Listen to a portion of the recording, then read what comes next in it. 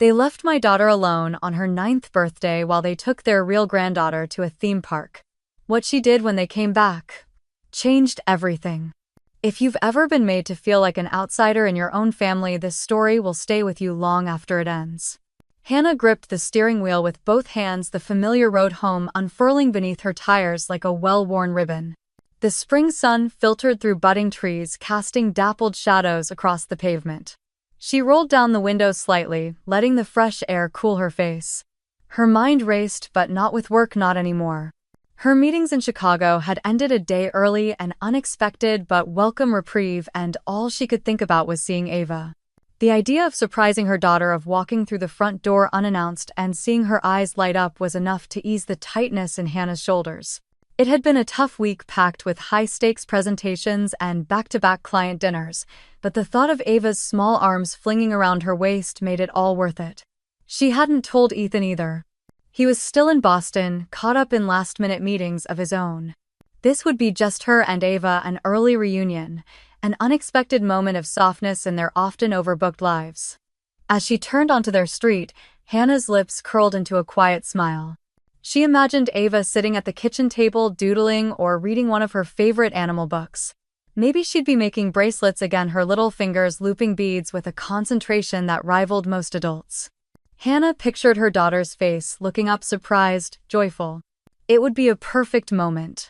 But the second her car pulled into the driveway, the warmth in her chest curdled.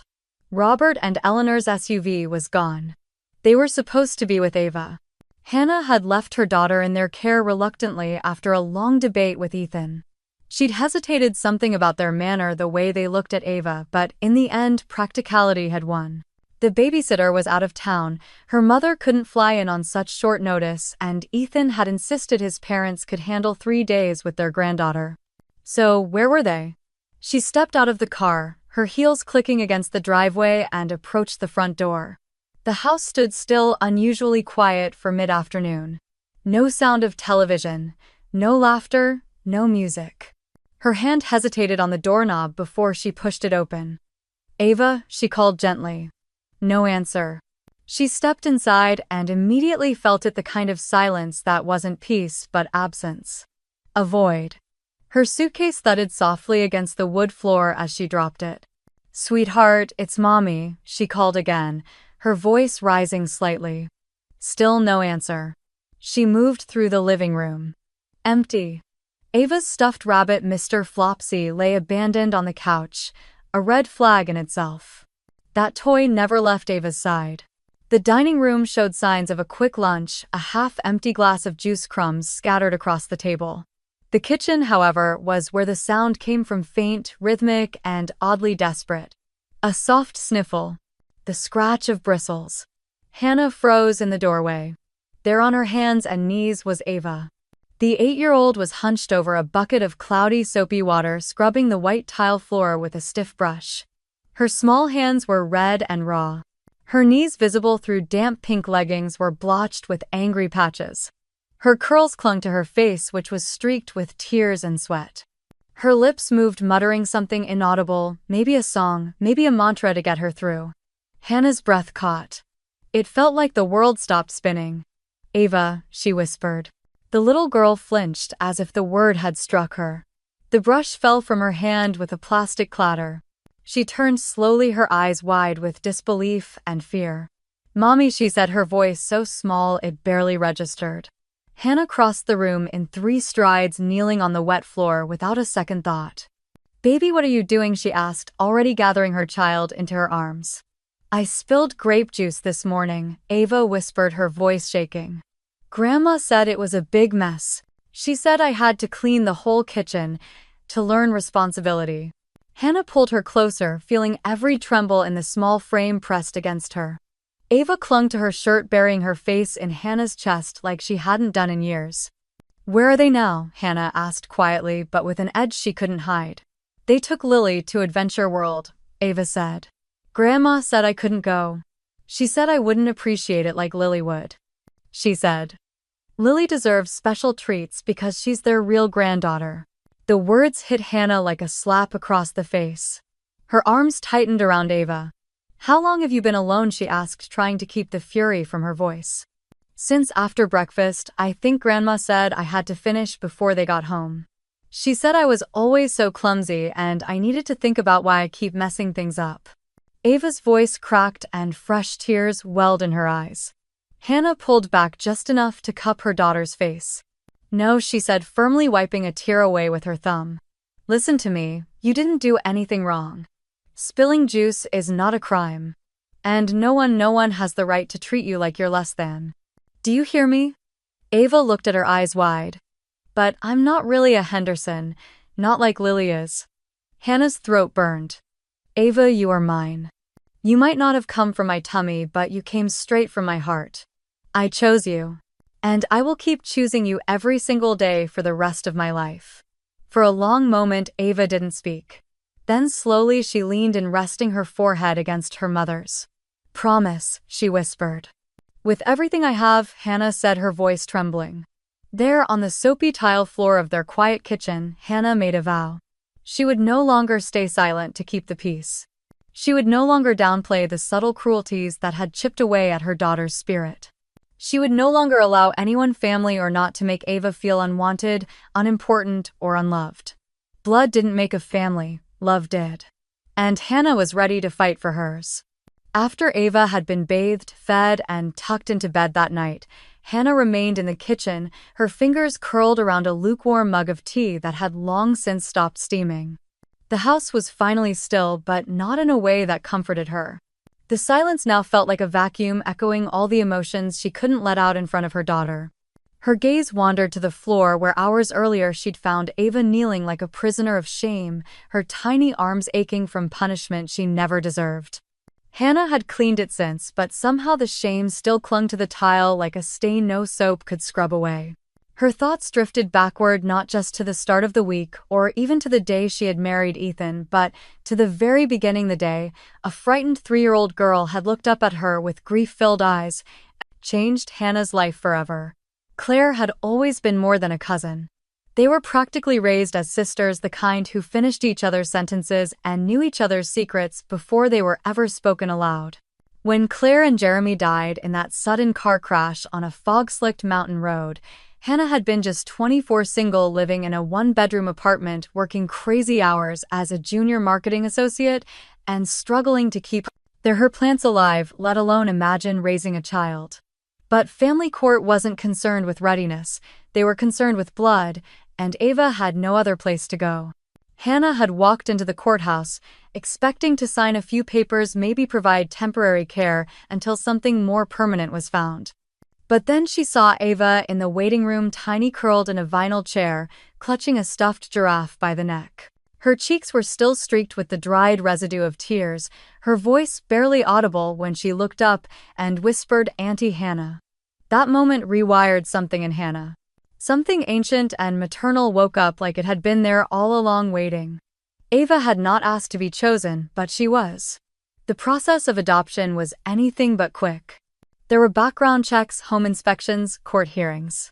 Hannah moved to a cheaper apartment, sold half her wardrobe to pay legal fees, and rearranged her work schedule so she could be home in time for bedtime stories. There were sleepless nights when Ava cried for a mother she no longer had, and days when Hannah questioned if she was enough. But through every moment, love bloomed quietly, persistently, like grass pushing through concrete. Ava wasn't an obligation. She was a gift. 2 years later, Hannah met Ethan. It was a Saturday barbecue at her coworker's house, burgers on the grill, kids darting between folding chairs, someone playing 80s hits on a Bluetooth speaker. She hadn't planned on going. Ava had been cranky that morning, and Hannah had nearly canceled, but she didn't. And that decision changed everything. Ethan had arrived late, balancing a homemade lemon pie and a 6-pack of local IPA. He was charming in a quietly disheveled way, shirt slightly wrinkled, shoes a little scuffed, but his smile was real.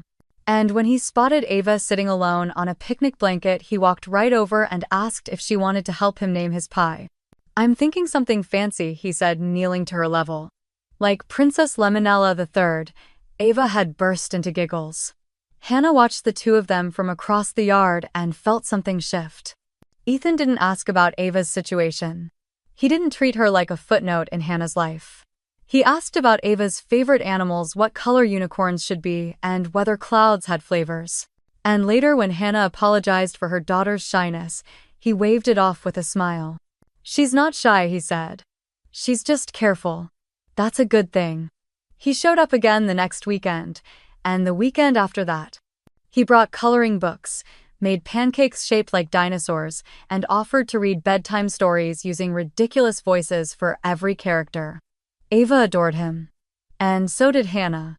When Ethan proposed 2 years later, it wasn't just Hannah he was committing to, it was Ava too. He chose to do it in the park where Ava had learned to ride her bike, the same trail where Hannah had run beside her, cheering every wobble. That day, Ethan knelt on one knee with not one but 2 small velvet boxes. The first held a modest diamond ring, classic and understated. The second was smaller, a silver heart-shaped locket with Ava's initials etched inside and a tiny photo of all 3 of them tucked within. "Hannah," he'd said, his voice catching, "I want to spend my life with you. But this isn't just about us. Ava, will you let me be part of your forever too?" Ava had gasped, then flung her arms around his neck so hard he nearly toppled over. Hannah had cried then too, not because it was a surprise, but because it felt so right. There was no performance, no grand audience. Just the 3 of them under rustling leaves and an open sky, promising each other something eternal. They married that fall in a small ceremony wrapped in golden trees and crisp air. Ava walked down the aisle ahead of Hannah, scattering leaves from a hand-woven basket, her curls bouncing with each step. During the vows, she stood between them, holding their hands, her smile wide enough to light the entire day. And when the judge signed the final adoption papers months later, changing Ava's last name to match theirs, Hannah had framed the moment like it was sacred. Because to them it was. They weren't just mother and daughter. They were a family. Not in the way genetics might define it, but in every way that mattered more. That's why what happened today on that cold tile floor had struck Hannah so deeply. It wasn't just about chores or favoritism. It wasn't just that her daughter had been left alone, punished, humiliated. It was that Ava had been made to question whether she truly belonged. And that shattered something in Hannah that she wasn't sure could ever be fully repaired. She stood now in the quiet kitchen and looked at the empty staircase, knowing Ava was finally sleeping soundly upstairs. She wouldn't forget today. Neither of them would. But she would make damn sure it wasn't the end of their story, it was the turning point. Because family wasn't built on bloodlines, it was built on love. And Hannah had never been more certain of anything in her life. Hannah had always known that Eleanor and Robert weren't the warmest people, but for the longest time she chalked it up to generational differences. They were formal, distant, the kind of people who sent cards instead of making calls, who brought flowers to birthdays but never stayed for cake. They were cordial and polite, never outright rude, but there was a certain tightness in their smiles that Hannah could never quite shake. She'd first met them over brunch at a country club shortly after Ethan had introduced her and Ava as the women he hoped would become his family. Eleanor wore pearls and a stiff blazer despite the warm spring day, while Robert seemed more at home, laughing lightly over golf jokes with Ethan. But the moment Ava had tried to speak something about a duck she saw in the pond outside, Eleanor had offered only a vague, absent nod, her attention drifting instead to a server pouring more coffee. "She's a pretty little thing," Eleanor had said later, examining Ava with a look that felt more clinical than admiring. "Doesn't look much like either of you though, does she?" The comment had stung more than Hannah let on. Ethan had jumped in to explain simply and unapologetically that Ava was adopted. Hannah appreciated the ease in his voice, the absence of shame. But Eleanor had only nodded once sharply and changed the subject. At first, Hannah told herself it was just unfamiliarity. Ava was new to them. They needed time. Eleanor and Robert had only ever had sons. Maybe they didn't quite know how to relate to a little girl. Maybe they were just reserved. Maybe Hannah was overreacting. Then Lily was born. Ethan's younger brother, Michael, and his wife had welcomed their daughter just 2 months after Ava's 4th birthday. From the beginning, the girls were compared. Subtly at first, height, vocabulary, who potty trained earlier. Lily already knows her letters, Eleanor would say proudly at family gatherings. She's so advanced for her age. No one ever asked about Ava's milestones. As the girls grew older, the comparisons sharpened. Ava and Lily were the only children at most Henderson family events, so naturally they ended up playing together. In the early years, they got along well enough. Ava, ever eager to please, followed Lily's lead, shared her toys, and tried to match her energy. Lily, spirited and confident, was used to being the star. But Hannah began noticing things that made her stomach knot, things she wasn't sure how to address without sounding petty. At Christmas one year, Eleanor and Robert presented 2 elaborately wrapped boxes, one for each girl. Lily's was the size of a small suitcase and revealed a brand new tablet with a pink protective case. Ava's was smaller, a stack of coloring books and a 24-pack of crayons. Crayons, not even markers. Hannah had felt her face flush, but Ava had smiled anyway, thanking them politely. Later that night, as Ava quietly colored in the corner while Lily played a game on her tablet, Hannah overheard Eleanor saying, "See, she's so content with the simple things. That's a good quality in a child like her." A child like her. The phrase echoed. Hannah had confronted Ethan afterward. "Do you think they even realize how obvious it is?" she asked. He looked pained. "I don't think they mean to be hurtful, I think they just connect more with Lily. She's their biological granddaughter." "That shouldn't matter," Hannah said, her voice tightening.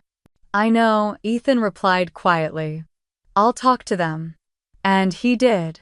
After the Christmas gift incident, he sat his parents down and asked them as directly as he could to treat both girls with equal love and attention. "Madison is my daughter," he told them firmly. "In every way that matters. She has our name, our home, our hearts." "Of course," Robert had replied smoothly. "You know we love them both." "You're being overly sensitive," Eleanor added with a light laugh. "We just know Lily's preferences better, that's all." But the pattern continued. At Easter, they hosted a backyard egg hunt. When the girls emptied their baskets, Lily's had nearly double the treats: more golden eggs, more toys, more plastic coins that Eleanor claimed had been hidden randomly. At Thanksgiving, Lily was seated between the grandparents and asked all about school and her ballet recital. Ava sat across the table, her plate quietly untouched, unnoticed. Afterward in the car, Ava asked Hannah in a small voice, "Why doesn't Grandma Eleanor ever ask me to bake cookies with her like she does with Lily?" Hannah's heart cracked. "I don't know, sweetheart," she said softly. "But that doesn't mean she doesn't care." She hated herself a little for lying. But what else was she supposed to say? That some people couldn't see past blood, that even adults played favorites. So she tried to compensate. She and Ethan created special family days just for the 3 of them. Movie nights, pancake Saturdays, craft days where Ava got to pick the project. Ethan remained loving and devoted, always aware of Ava's emotions but still reluctant to confront his parents too strongly. "They're from another generation," he'd say. "They'll come around." But Hannah wasn't so sure anymore. Because Ava was beginning to notice more than just the unequal gifts or attention. She was beginning to internalize it. One evening after another family gathering where Lily had been fawned over and Ava barely acknowledged, Hannah found her daughter sitting alone in her room hugging Mr. Flopsy tight. "Do I remind them of someone they didn't like?" she asked, her voice barely above a whisper. Hannah blinked. "What? Of course not. Why would you say that?" "Because Grandma said I don't look like anyone in the family," Ava murmured. "And she always says Lily has the Henderson smile." That night, Hannah lay awake for hours staring at the ceiling, her hands clenched under the blanket. What did you do when the hurt wasn't loud, when the bruises were invisible, delivered not through slaps but silence? How do you protect a child from the subtle erosion of her self-worth? You fight. Quietly at first, but you fight. And Hannah would. The week before the business trip had already been unusually tense, even before the flights were booked and bags packed. Ava had been quieter than usual, still polite, still helpful, but not her usual self. Less chatter over breakfast. Fewer questions about the birds in the yard or the shapes of clouds. It wasn't obvious at first, but mothers know.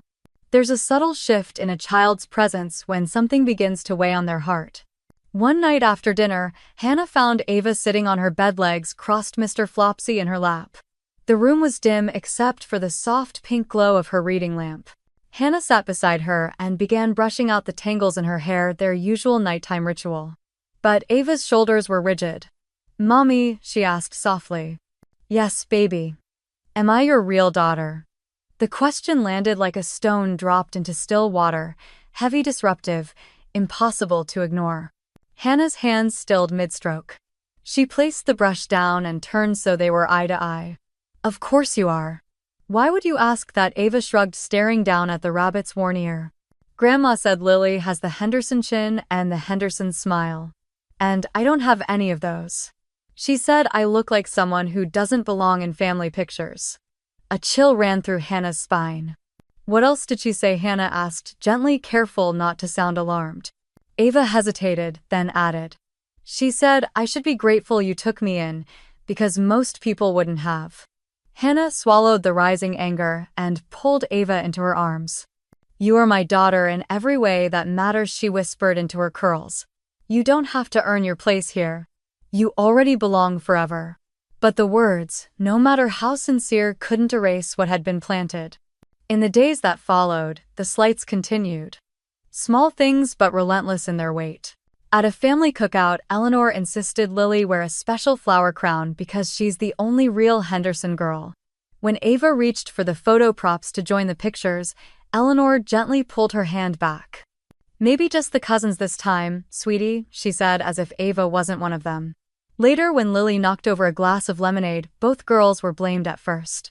But Ava was the one asked to clean it up alone, while Lily skipped away to play with a new toy gifted to her just that morning. "It's not a punishment," Eleanor had said smoothly. "It's just about teaching responsibility." But Ava knew better. And so did Hannah. The real breaking point came one quiet evening while Hannah was organizing laundry and Ava was doing her homework. Hannah noticed her daughter had become oddly secretive with a small pink notebook, a gift from a classmate. She'd glance up, tuck it under her pillow, and change the subject when asked what she was writing. Later that night, after Ava had fallen asleep clutching Mr. Flopsy, Hannah quietly lifted the pillow. The journal was there, the pages softly dog-eared and filled with Ava's careful looping handwriting. She hesitated. It felt like a violation to read it, but something in her mother's heart urged her on. She turned to the most recent page and read, "Sometimes I think I am just a guest in this house. Like I'm staying for a while, but I don't live here for real. Grandma says I'm lucky, but it doesn't feel lucky. It feels like I'm pretending all the time.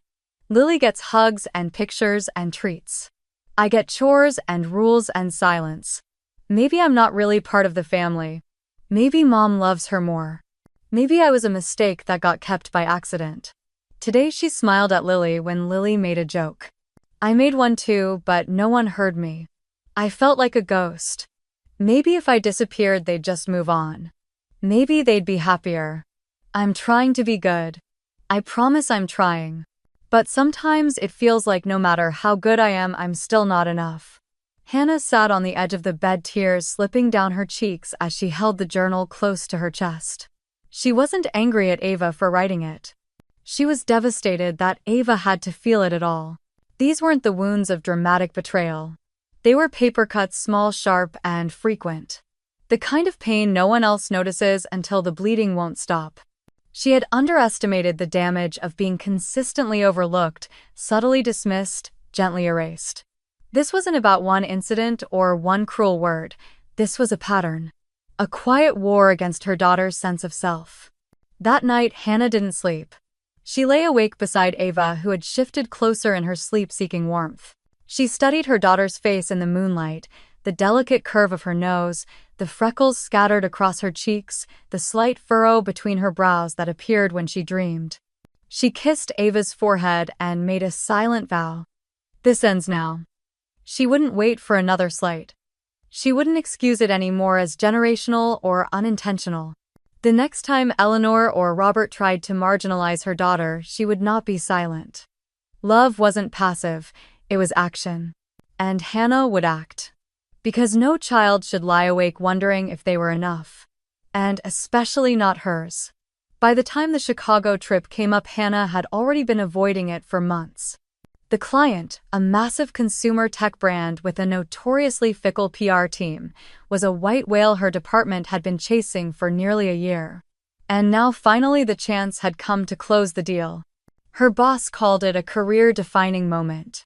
To Hannah, it felt like a personal betrayal to even consider leaving Ava, especially now. She tried to reschedule. She begged to zoom in. But the answer was clear: be there or risk everything you've built. At home, she wavered. Ava had been more withdrawn lately. She still smiled, still obeyed, but it was like her light had dimmed by a few degrees. Hannah had noticed it even more since reading that heartbreaking journal entry. She didn't want to leave now, not when Ava so clearly needed safety, presence, and certainty. Still, work didn't pause for motherly instinct. And Ethan, bless him, had promised to hold down the fort. "We'll be okay," he'd said, kissing her forehead while she sat on the edge of the bed with her laptop open and 4 packing cubes undone. "Daddy-daughter weekend, we'll finally build that birdhouse. You'll remember dance class pickup. And she's supposed to bring a fruit snack on Friday. I've got it. Pink lunchbox. Orange slices. Hair in a bun. I swear." Hannah had laughed softly, her heart still tight. She looked over at Ava curled up on the couch with Mr. Flopsy, pretending not to listen, but definitely listening. "Mommy's gonna miss you," Hannah said gently. "I'll miss you too," Ava murmured. "But I'll help Daddy be responsible." That night, Hannah hugged her daughter extra long, the unease in her chest like static she couldn't quite shake. Then everything unraveled. 2 days before her flight, Ethan got a call from Boston. An account on the verge of imploding. A long-standing client threatening to walk. And as the senior relationship manager, he couldn't delegate this one. He had to go immediately. "Maybe I can stay behind," Hannah said quickly, already pulling up the airline app. "You go. I'll cancel the pitch." But Ethan had already started to shake his head.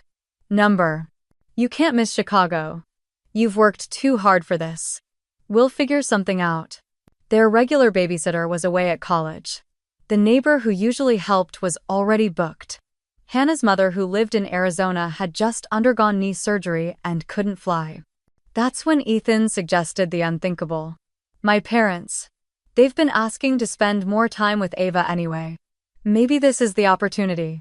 Hannah's stomach dropped. "I don't know. I know how you feel," he said, quickly wrapping his arms around her waist. "And you're not wrong to worry. But maybe this is exactly what they need, some one-on-one time. Without Lily around, a few days where they actually have to show up and connect. They've shown me who they are," Hannah said, her voice tight. "I've seen the way they treat her. This isn't new, Ethan. But maybe it can still change," he countered. "They've made mistakes, yes. But they're capable adults. They raised 2 sons. It's not like they're going to neglect her." The word neglect made her flinch.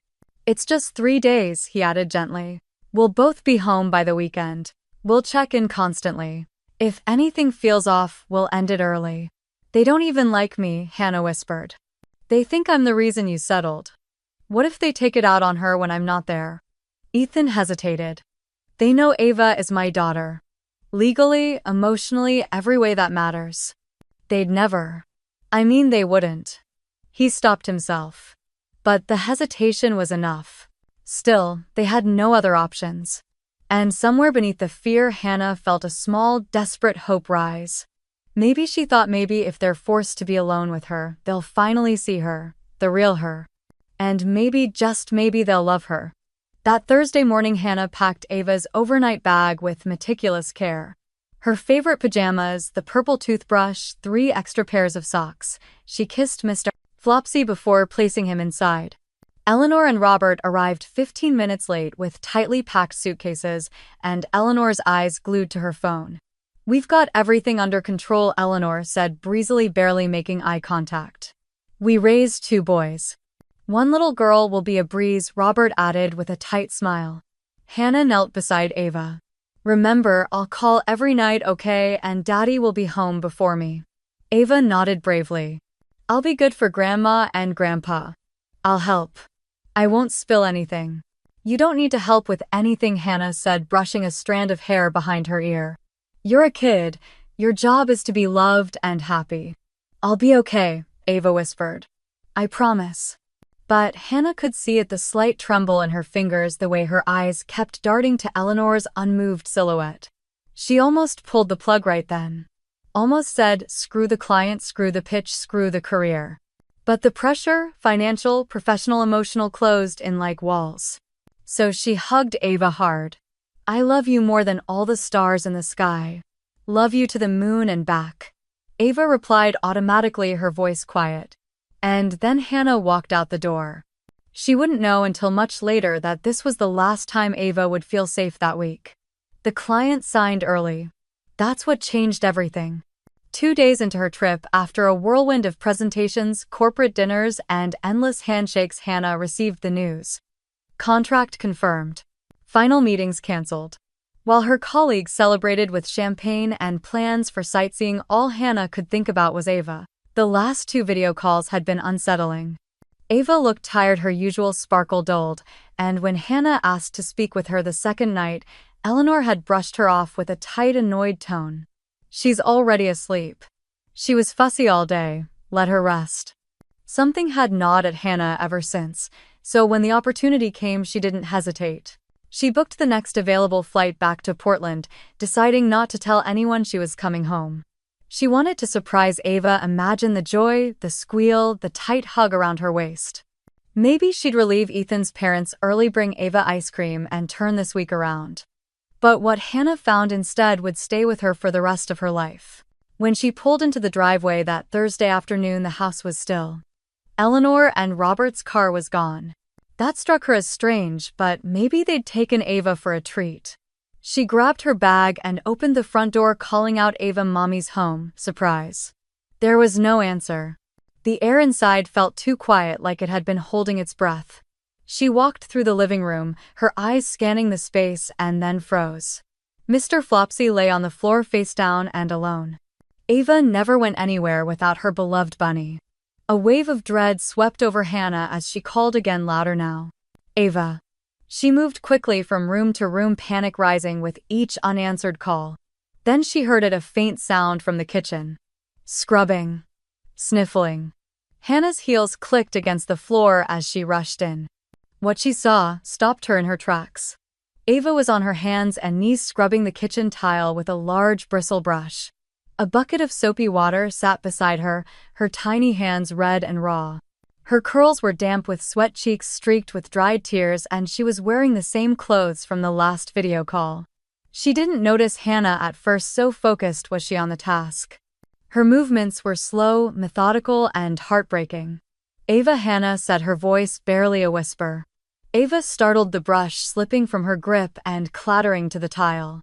She turned her eyes wide and momentarily afraid, as though unsure if she was in trouble. And then recognition. Mommy, she breathed, voice shaky.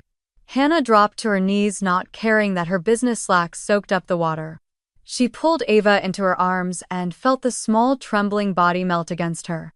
Baby, what's going on? Why are you cleaning the floor? Where are Grandma and Grandpa? Ava didn't answer at first. Her lower lip trembled. I spilled grape juice this morning, she whispered finally. It made a big mess. Grandma said I had to clean the whole floor before dinner. She said I needed to learn responsibility. Hannah pulled back slightly, looking into her daughter's eyes. The whole kitchen, Ava nodded. Where are they now? They took Lily to Adventure World, she said, barely audible. Grandma said I couldn't go because I don't appreciate things. She said Lily deserves special treats because she's their real granddaughter. The words hit Hannah like a gut punch. Her hands tightened around Ava's shoulders. They left you here alone. Ava nodded again, small and ashamed. Grandma said if the floor wasn't spotless by dinner, I wouldn't get dessert, and I should think about why I'm so clumsy. Hannah could hardly see through the tears blurring her vision. How long have you been alone? Since breakfast, Ava murmured. They said they'd be back for dinner. 4 hours, alone. Kneeling on tile. Hannah's heart broke and burned all at once. Has this happened before? She asked, forcing calm into her voice. Ava hesitated. Yesterday, they went shopping with Lily. I wasn't allowed. Grandma said I whined too much. Hannah shut her eyes, fighting for control. Did she hurt you? She grabbed my arm when I dropped a plate, Ava said. It left a bruise. But it was my fault. I'm always messing up. No, Hannah said, firm now. No, sweetheart. You're not messing up. You're being a child. They're the ones who messed up. Then came the worst question of all, quiet, almost an afterthought. Do you think they don't like me because I'm not really their family? Hannah felt something in her soul collapse. Oh, baby, she whispered. They don't treat you badly because of who you are. They treat you badly because of what they are. Small. Wrong. Broken. But you are my daughter. You are perfect. You are enough. Ava nodded, but the wound was deeper than words. That night, Hannah ran her a warm bath, cleaned her raw little palms, rubbed lotion onto her knees, and wrapped her in her softest pajamas. She made hot cocoa. She tucked Mr. Flopsy in beside her. She kissed her forehead a dozen times. And when Ava finally fell asleep safe in her bed, Hannah stood in the hallway trembling with fury and clarity. This wasn't just a parenting failure by two old people stuck in their ways. This was emotional neglect. This was trauma. This was enough. Tomorrow she would deal with them. But tonight she would sit by her daughter's side, watch her sleep, and promise her one thing: no one, not even blood, would ever make her feel less than again. When the front door opened just after 6, laughter spilled in like a wave of wrongness. Eleanor entered first, arms full of shopping bags emblazoned with the Adventure World logo, her face flushed with cheerful triumph. Robert followed, carrying a sleepy-looking Lily on his shoulders, her cheeks still painted with a fading butterfly from the amusement park's face-painting booth. None of them noticed Hannah standing in the center of the living room until she cleared her throat. Eleanor gasped, nearly dropping a bag. Amber, good heavens, you scared me. What are you doing home? Robert's brow furrowed. Where's Ava? He asked, setting Lily gently down. Hannah's voice was calm but icy. She's upstairs, resting. After spending 4 hours on her knees scrubbing the kitchen floor, the words landed like a slap. Eleanor blinked. Don't be dramatic. She spilled juice. We told her to clean it up. It's called teaching responsibility. Responsibility, Hannah repeated, eyes hard. She's 8. You left her alone for hours while you took your biological granddaughter to an amusement park. And you're calling that discipline? Robert stepped forward, trying for reason. Now let's not exaggerate. She was being difficult, throwing a tantrum this morning. She told me. She apologized immediately, Hannah said, and she still got punished like a servant. She wasn't just cleaning a spill, she was scrubbing the entire floor in silence, terrified. That's not discipline. That's cruelty. Eleanor's lips curled with irritation. Honestly, she has a flair for the dramatic. And, let's be real, she's not exactly. She trailed off. Hannah stepped closer. Not exactly what, Eleanor? Eleanor lifted her chin. She's not family by blood. She doesn't have Henderson in her. We've tried. But you can't force a connection that isn't there. Hannah stared at her for a long moment. Then she pulled out her phone. Ethan, she said when he picked up. They're here. Put me on speaker. His voice came through low and steady. Hannah did. Ethan's voice filled the room. Mom. Dad. Let me be perfectly clear. Ava is my daughter. Not adopted. Not honorary. Not temporary. My daughter. And no one, not even you, has the right to make her feel like she's less. Ethan, Eleanor cut in, all wounded pride. You're overreacting.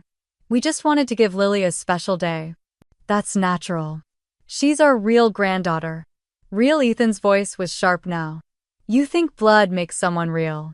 You think DNA teaches you to love a child. Ava has my last name. She has my bedtime routine memorized. She has drawings of our family on her bedroom wall. She knows how I take my coffee and how to cheer me up when I have a bad day. She is real in every way that matters. And the way you've treated her, not just this week but for years, is inexcusable. Robert sighed heavily. This is absurd. One incident and suddenly we're monsters. It's not one incident, Hannah said. It's the comments. The favoritism. The exclusions. The fact that she wrote in her journal that maybe she doesn't belong here, maybe she was a mistake. That didn't come from nowhere. Eleanor looked away. She's sensitive. She's human, Hannah snapped. And she's a child. Children believe what adults tell them. And what you've told her is that she's not enough. Ethan's voice dropped lower, quieter. You're not safe for her.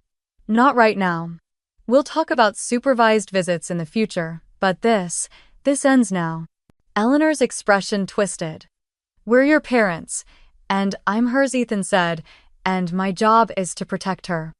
Even from you. Hannah looked straight at them, her tone cold steel wrapped in velvet. You may share Ethan's blood, but we choose who our family is every single day. And you chose wrong. Robert said nothing. Eleanor's voice trembled with fury. After everything we've done for you, blood doesn't teach you how to love, Hannah interrupted softly. But love can teach you how to be family. And you never bothered to learn. There was a long silence. Lily tugged at Robert's sleeve, confused. Is Ava mad at me? She whispered. Hannah knelt. No, sweetheart. This isn't about you. You didn't do anything wrong. Eleanor's face darkened. You're tearing this family apart. No, Hannah replied. You did that the moment you decided only one child was worth loving. And with that, she opened the door. It's time for you to go. They left in silence, doors slamming, tires screeching. But in the living room, where Mr. Flopsy still waited on the floor, something shifted. Peace for the first time in days settled in. The silence after Eleanor and Robert left was deafening, like the air in the house had been holding its breath and could finally exhale. Hannah didn't move at first. She stood by the front door, one hand still on the knob, heart pounding, not with fear anymore but with the rush of certainty that comes after a hard but necessary choice. Upstairs, Ava was still asleep, unaware of the storm that had just passed through her home. And for the first time in a long while, Hannah felt like the house was truly hers again. Ethan's flight arrived around midnight. Hannah met him at the door, and when he saw her face streaked with exhaustion and emotion, he dropped his bag and held her tight without a word. They sat at the kitchen table, the same floor Ava had been forced to scrub, and Hannah recounted everything. The floor, the bruise, the words. They left her alone, Ethan, she said, her voice breaking. Like she was no one. He buried his face in his hands, shaking with rage. I'll never forgive them for this. And yet, forgiveness wasn't even the first hurdle. The following days were filled with fallout. Eleanor and Robert didn't go quietly. They called. They texted. They played the victim in family group chats. By the end of the week, extended relatives were chiming in, some urging reconciliation, others asking for the full story. Most didn't want to believe what Hannah and Ethan said. They were just trying to help, one aunt insisted. Ava is sensitive, another cousin offered, dismissive. But Michael, Ethan's younger brother and Lily's father, made a different call. He asked to meet in private. Over coffee, he looked Ethan in the eye and said, Lily told me a few things. About the chores. About being left alone. I didn't want to believe it. But now, he trailed off ashamed. I should have seen it. That moment of acknowledgement mattered. So did what came next. Michael offered to mediate contact between Lily and Ava, and over the next few weeks the cousins had short, supervised video calls. Their bond, fragile but real, became a small light in the middle of the wreckage. But Hannah knew that Ava needed more than just apologies or distance. She needed healing. Real professional healing. So they found a therapist, Dr. Lorraine Carter, a woman who specialized in adoption and childhood trauma. Ava was shy at first, quiet and reserved, clinging to Mr. Flopsy in every session. She didn't want to talk about Eleanor or the floor or the park, but she drew pictures. And in those pictures, she was always standing at the edge of the frame. Never in the middle. Never in the center. One day she said softly, I thought maybe I was the problem. That I was too much. Hannah's heart shattered all over again. Why would you think that Ava didn't look up? Because they smiled when I wasn't there. That night Hannah and Ethan lay awake, staring at the ceiling. She's not just hurt, Hannah whispered. She's internalized it. She thinks she's a burden. Ethan reached for her hand. We're going to show her every single day that she's not. So they began again. They created new traditions: Friday night pancakes, Sunday night gratitude jars. They let Ava pick the color for her new bedsheets, helped her paint her room a soft lavender. They invited her into the center of everything. Slowly the drawings changed. Ava began putting herself in the middle again, between Hannah and Ethan, holding both their hands. In one session, Dr. Carter asked Ava, "What does family mean to you now?" Ava paused for a long time. Then she said, "It means you don't have to be born in the same place to belong in the same home." Hannah cried the moment they got to the car. It wasn't perfect. Ava still flinched when doors slammed. She still asked sometimes, "Do Grandma and Grandpa hate me?" But the difference was now she asked instead of assuming. Now she left room for someone to tell her, "No, sweetie. They were wrong. Not you." And in saying that over and over, Hannah and Ethan began healing too, because trauma doesn't just cut the child. It wounds the parents who weren't there in time, who didn't see the signs, who believed the best in people who never deserved their trust. Healing, they learned, wasn't just for Ava, it was for them too. It didn't happen all at once, but slowly, like spring returning after a long, cruel winter, Ava began to smile again. Not the tentative, tight-lipped smile of someone unsure if they were allowed joy, but the full-faced kind that reached her eyes, that crinkled her nose, that made her giggle at the end. It showed up first on a Wednesday afternoon when she asked if they could paint together. Then on a Sunday when she belted out a silly song in the car without fear of being shushed. Little moments blooming one by one, each a sign that something inside her was healing. Hannah and Ethan noticed everything. They celebrated every flicker of confidence like a small miracle, because for a long time, Ava had lived in the shadows of almost enough. Now she was stepping into her own light. Dr. Carter had warned them, children who've been made to feel small often need permission to take up space again. So they gave Ava all the space she wanted. She began choosing her own outfits in the morning, mismatched socks and all, and decorating her room with hand-drawn signs that said things like "Ava's ideas only" and "No bullies, just bunnies." Ethan built her a reading nook in the corner with twinkly lights and a beanbag shaped like a strawberry. Hannah put a calendar on the fridge with Ava's name on every Sunday. Pancake CEO. Ava in charge. One night, as Hannah was folding laundry, she found a small envelope on her pillow. Ava's handwriting was unmistakable, a little loopy, a little crooked, perfectly Ava. She opened it carefully. "Dear Mom," it read, "thank you for always picking me even when I didn't come from your tummy. I think some people don't know what real family is. But you do. Love, Ava." Hannah sat on the edge of the bed, the letter pressed to her chest, tears slipping silently down her cheeks. There were 1,000 things she could have said in return, but in that moment all she could think was, she gets it. She really gets it. The truth was, family wasn't a default setting. It was a choice. A vow made and remade each day, in the way you show up for someone when it's easy and especially when it's not. Lily and Ava continued their bond from afar. Michael arranged weekly video calls between the cousins, and their laughter echoed through the living room like sunlight through glass. They drew pictures together, showed off Lego builds, even created a secret cousin handshake they practiced through the screen. Ava never asked about Eleanor and Robert unless prompted. But when she did, it was with curiosity, not fear. "Do you think Grandma is still mad at me?" she asked one night as she peeled carrots next to Hannah. "No," Hannah replied, "but even if she is, that's her job to fix, not yours." Ava nodded, then said something that stunned Hannah with its quiet wisdom. "I think people who love you right know how to make you feel safe."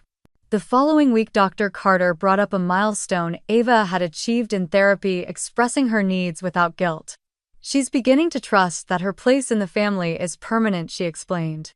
"That she doesn't have to earn it every day." Hannah and Ethan knew the road ahead was still long.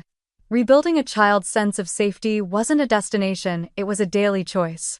But Ava was leading the way now, not just surviving, but blooming. Her schoolwork improved. Her dance recital that spring brought the house to its feet. She began to make new friends, real friends, the kind she invited over with pride. That night after the recital, as Ethan tucked her into bed, Ava whispered, "Can we always stay this way? Just us?" Ethan smiled and brushed a curl behind her ear. "Always," he promised. "No matter what. Because some families are built, not born." And when built with love, with intention, with fierce, unwavering protection, they can withstand anything. Ava's 9th birthday arrived not with fanfare but with a quiet promise written across the morning sky, the kind of sunlight that gently warms the skin without blinding like a whisper, that today would matter more than any day before. It had been nearly a year since the kitchen floor incident, and the house now breathed differently, lighter, more open, filled with unspoken but felt safety. Hannah had spent weeks preparing, not obsessing over decorations or themes, but curating something far more sacred, a memory that would overwrite the ache of everything Ava had endured. The living room glowed with soft lights, paper butterflies fluttered above the cake table, and a handmade banner spelled out the words, "You are chosen, always." Each guest who arrived that afternoon brought more than gifts. They brought love, witness, and a kind of quiet redemption for a girl who once questioned her place in the world. Michael came early with Lily, who skipped inside holding a framed photo she and Ava had drawn together, two stick figures in crowns, holding hands under a rainbow labeled "Cousins for Life." The sight of it made Hannah's breath catch. And then, as expected but no longer dreaded, Eleanor and Robert appeared at the door, their presence subdued, almost hesitant, like ghosts knocking to see if the living would let them in. Hannah met them with grace, not warmth, but not anger either. She didn't need to relitigate the past. She'd already chosen her side, and her daughter stood at the center of it. "She knows you're coming," she said simply. "She said she'll come find you when she's ready." Inside, laughter echoed from the backyard where a bubble machine sent iridescent dreams into the sky. Ava wore a yellow dress, sunflowers printed along the hem, and a clip in her hair shaped like a star. When she finally approached her grandparents, the entire room seemed to still, not from fear but reverence, as though watching something sacred unfold. Eleanor rose slowly from a chair, the lines on her face deeper, as if the months apart had aged her more than expected. "Ava," she said, voice uncertain, "I've come today not just to celebrate you but to say something long overdue. I'm sorry. For not loving you the way you deserve. For making you feel like less. That wasn't your fault. That was mine." There was no dramatic pause, no expectation of forgiveness, just words laid down like stones on a riverbank, an attempt to rebuild what had been so carelessly broken. Ava looked at her for a long time, her face unreadable, then said softly, "I forgive you. But that doesn't mean I forget. It means I'm done carrying the heavy stuff around." Eleanor's eyes welled. Robert lowered his gaze. And then Ava turned and skipped away to join Lily at the cupcake table, her laughter, loud and full, echoing not because she wanted to be heard but because she no longer feared being invisible. That evening, after the last guest had left and the stars blinked quietly overhead, Hannah climbed the stairs to Ava's room, where streamers still fluttered and the smell of frosting lingered in the air. Ava was already in bed, Mr. Flopsy tucked beside her, eyelids heavy with joy. Hannah sat beside her, brushing hair from her forehead. "Was it a good birthday?" she whispered. Ava nodded. "It was the first one I didn't feel like I had to earn." Hannah's throat tightened. "You never did," she whispered. "You just had to receive it." In the hallway, Ethan waited with a camera full of moments, Ava blowing out candles, Ava dancing to her own made-up songs.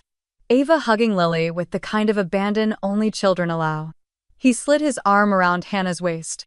"We did good," he said. "We're not done," Hannah replied, her voice quiet but steady. "But we're doing it right now." Later that night, as Hannah sat alone in the living room flipping through birthday cards and half-written notes, she found another letter tucked under her pillow, Ava's handwriting small and looping. "Dear Mom," it read, "thank you for always choosing me even when you didn't have to. Some people think families are made with blood. I think they're made with love and pancakes and bedtime songs. That's how I know we're real." Hannah wept not from sorrow but from something deeper, the recognition that their story, their imperfect, jagged, beautiful story, had not only survived but had become something worthy of telling. And in that quiet moment she realized this wasn't just a happy ending, it was a beginning. Because love, when chosen again and again, doesn't just mend what's broken, it builds something stronger than blood. So if you're listening, wondering whether you're enough, whether your version of family is valid, whether the pain you felt can be rewritten, let Ava's story be your proof. Love doesn't need DNA to be real. It just needs to show up. Every day. even in the messy parts.